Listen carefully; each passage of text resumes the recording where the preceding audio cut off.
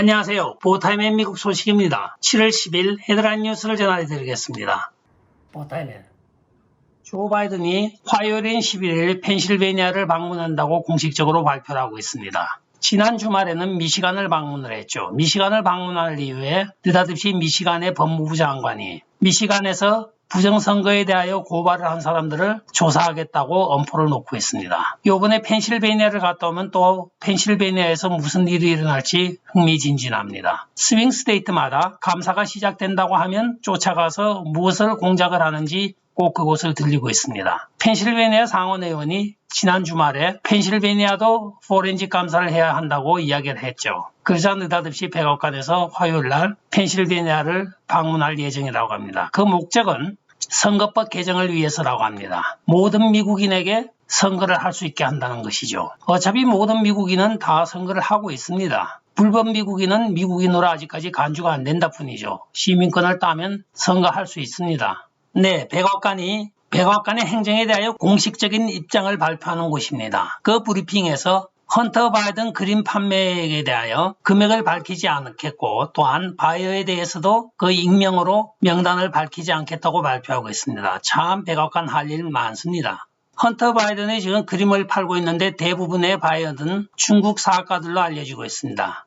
여기 시민단체가 바이어들에 대한 명단을 밝히라고 하자 백악관의 발표가 더 과관입니다. 구매자들은 익명으로 처리할 것이라고 일방적으로 말하고 끝을 맺고 있습니다. 대통령의 아들이 되어가지고 지금도 이렇게 돈을 추구하면서 살아가고 있는 인생이 참 처량하기만 합니다. 좌파 정부들의 특징인 편협한 행정 능력을 오늘 또 한번 보여주고 있는 사건이 있습니다.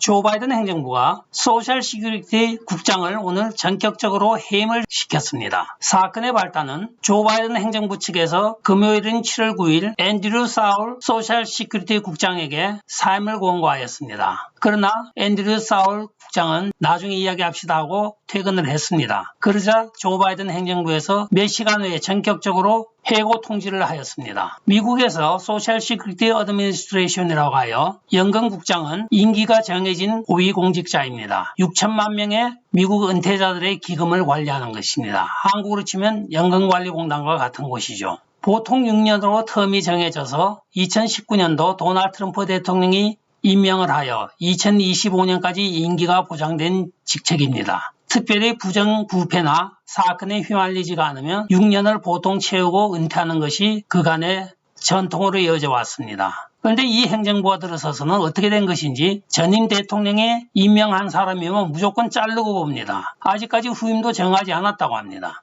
즉흥적으로 자기가 권고했는데 사임 안 한다고 하여 그날로 해고하는 이것은 동네 이반장도 이렇게 하지 않는데 미국 행정부가 이렇게 가는 것이 참 안타깝기만 합니다. 다음 소식입니다. 딕 모리스라고 하는 빌 클린턴 진영의 재선 시에 전략가이며 선거 캠페인장을 지냈던 작가가 있습니다. 그가 오늘 자신의 트윗에서 만약에 2024년 도널드 트럼프 대통령이 다시 출마를 한다고 하면 민주당에서는 그를 막을 만한 사람이 없다고 이야기를 하고 있습니다. 무조건 도널드 트럼프 대통령이 당선이 될 것이라고 예측을 하고 있습니다. 이 딕 모리스는 민주당원입니다. 지금 최근에 많은 민주당원들이 도널드 트럼프 대통령을 개인적으로 지지들을 하고 있습니다. 범죄 신고에 대하여 혐의가 있는 사람을 조사해야 될 검사가 거꾸로 신고를 한 사람을 조사하겠다고 지금 으름장을 놓고 있는 사건이 있습니다.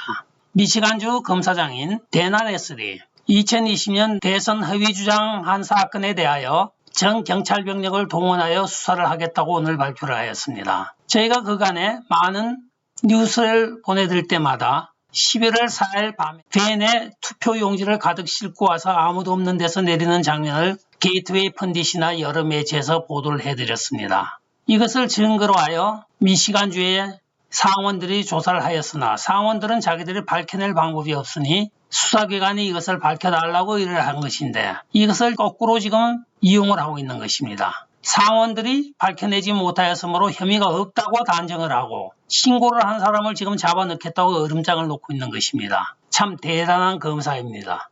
LA 카세티 LA 이선 시장이 주인도 미국 대사 지명이 되었습니다. 이는 아마도 2020년 조 바이든과 민주당 대통령 후보 경선을 양보함으로써 얻은 반대 극부인 것 같습니다. 2013년부터 지금 LA 시장으로 2기를 역임하고 있는 에릭 가세티는 유대인 출신으로 전형적인 좌파 정치인입니다. 그는 LA의 디펀딩 폴리스 정책을 시행함으로써 약 1억 5천만 달러 예산을 삭감을 시켜버렸습니다. 이 현상으로 로스앤젤레스의 경찰력이 부족하여 최근에 범죄율이 많이 치솟아서 여기에 대하여 비난에 직면하고 있습니다. 또한 그는 정치적인 수완을 발휘하여 오바마 행정부 때 10억 달러, 조 바이든 행정부 때 팬데믹으로 13억 5천만 달러를 연방정부로부터 빼앗아내는 데 성공을 하기도 합니다. 그러나 그는 이 자금들을 움켜쥐고 전혀 쓰지 않음으로 인하여 BLM과도 많은 마찰을 빚었으며 BLM LA 지부에서는 에릭 가세티 시장을 아주 무능한 사람이라고 매일같이 비난을 해왔습니다. 에릭 가세티 후임으로는 아직까지 누가 할 것인지 지명이 되지 않았으며 이는 상원을 통과하는 시에 조 바이든이 지명한 이 인도 대사직을 상원에서 인준이 되는 대로 인도 대사로 떠날 예정입니다.